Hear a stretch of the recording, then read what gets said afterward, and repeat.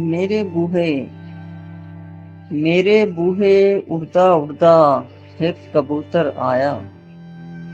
मेरे बूहे उड़दा उड़दा एक कबूतर आया, तेरी खबर ले आया।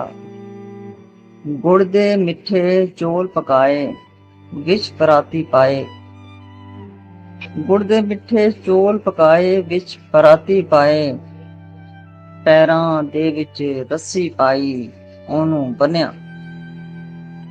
ਪੈਰਾਂ ਦੇ ਵਿੱਚ ਰੱਸੀ ਪਾਈ, ਉਹਨੂੰ ਬੰਨਿਆ ਤਾਂ ਜੇ ਇੱਥੋਂ ਨੱਸ ਨਾ ਸਕੇ। ਮੇਰੇ ਵਿਹੜੇ ਕੋਈ ਵੀ ਆ ਕੇ ਉਹਨੂੰ ਮੈਥੋਂ ਖਸ ਨਾ ਸਕੇ। ਮੈਂ ਬੁਲੀਆਂ ਤੇ ਸੁਰਖੀ ਲਾਈ, ਉਹਨੂੰ ਮਾਹੀ ਜਾਣ ਕੇ ਆਪਣਾ। ਫਿਰ ਮੈਂ ਉਹਦੇ ਮੂੰਹ ਨੂੰ ਚੁੰਮਿਆ, ਦੇਸੀ ਘਿਓ ਦੀ ਚੂਰੀ ਕੁੱਟ ਕੇ। ਦੇਸੀ ਘਿਓ ਦੀ ਚੂਰੀ ਕੁੱਟ ਕੇ ਦੋਵੇਂ ਰਲ ਕੇ ਖਾਣ ਲੱਗੇ ਸਾਂ, ਪਿਆਰ ਨੂੰ ਹੋਰ ਵਧਾਉਣ ਲੱਗੇ ਸਾਂ।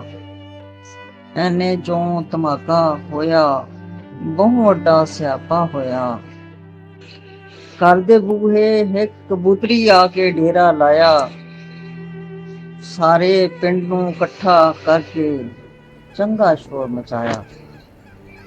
ਨਾਲੇ ਇਹ ਫਰਮਾਇਆ, ਐਨੇ ਮੇਰਾ ਮੀਤ ਖਸਿਆ, ਇਹਦੇ ਨਾਲ ਰੱਜ ਕੇ ਹੱਸਿਆ। ਮਾਰੀ ਲੰਮੀ ਹਿੱਕ ਉਡਾਰੀ, ਆ ਕੇ ਬੈਠਾ ਐਦੀ ਬਾਰੀ। ਅੱਖੀਆਂ ਦੇ ਵਿੱਚ ਲਹੂ ਸੀ ਭਰਿਆ, ਪਹਿਲਾਂ ਮਿੱਠੇ ਚੌਲ ਸੂੰ ਡੋਲੇ। ਪਹਿਲਾਂ ਮਿੱਠੇ ਚੌਲ ਸੂੰ ਡੋਲੇ, ਦੇਸੀ ਘਿਓ ਦੀ ਸਾਰੀ ਚੂਰੀ ਚੁੰਝਾਂ ਮਾਰ ਕੇ ਉੱਚਾ ਸੱਟੀ। ਦੇਸੀ ਘਿਓ ਦੀ ਸਾਰੀ ਚੂਰੀ ਚੁੰਝਾਂ ਮਾਰ ਕੇ ਉੱਚਾ ਸੱਟੀ।